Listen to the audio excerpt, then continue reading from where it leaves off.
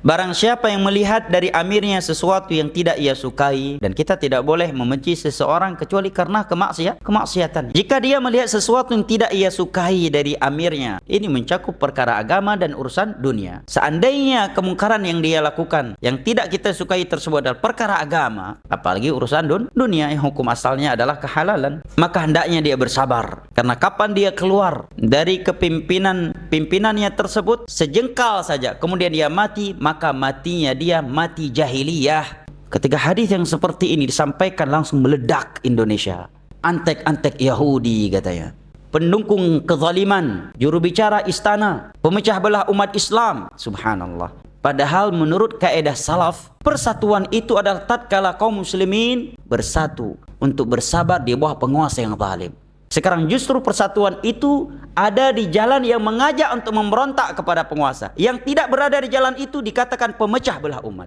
Padahal ini hadis Nabi. Ustadz yang menyampaikan hadis yang seperti ini benar-benar di atas manhajus salaf jemaah. Bagi sebagian masyayikh kita di antara mudah menilai seorang ustadz, seorang syekh sekarang itu di atas manhajus salaf dan atau bukan, dia berani menyampaikan hadis-hadis yang seperti ini di masa terjadi fitnah. Karena sebagian orang Masya Allah ketika bahas tentang syirik dan bidah amaliyah, begitu membahas tentang menyikapi penguasa yang zalim, langsung berangin dan oleng dia demi mencari simpatik masyarakat. Kita berdakwah bukan mencari simpatik masyarakat dan melihat bagaimana kondisi politik. La, agama ini prinsip, yang tidak tetap tidak, yang boleh tetap boleh, yang haram tetap haram. Itu prinsip dalam berdakwah, sesuai dengan Al-Quran dan As-Sunnah. Itulah yang Nabi katakan, addu 'alaiha bin nawajid, gigit hadisku dengan gigi geraham kalian. Walaupun manusia menuduh kita juru bicara istana, membela kezaliman penguasa dan sebagainya. Ahlus sunnah yang menyampaikan hadis ini, mereka pula yang menerangkan riba itu haram. Riba program siapa? Makanya aneh, hanya karena menyampaikan hadis-hadis yang seperti ini, dakwah sunnah dituduh membenarkan, membiarkan atau membantu kezaliman penguasa. Kan aneh.